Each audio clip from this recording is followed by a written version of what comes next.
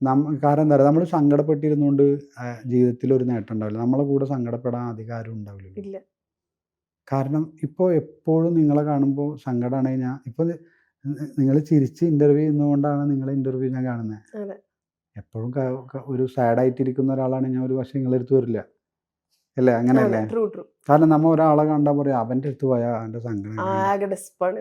പക്ഷേ ചിരിച്ചുകൊണ്ടിരുന്ന ചില ആളുകൾ പറയില്ലേ, ആ ചിരിയിലുണ്ട് ഭയങ്കര പോസിറ്റീവ് എനർജി, ആ ചിരി കാണാൻ ഭയങ്കര രസമാണെന്നൊക്കെ. അതേപോലെ നമ്മൾ സങ്കടപ്പെടാതെ ഉള്ളതിൽ ആനന്ദിക്കാൻ ശ്രമിക്കുക. ദൈവത്തിൻ്റെ ഏറ്റവും പ്രിയപ്പെട്ടവരായിട്ട് മാറാൻ ശ്രമിക്കുക.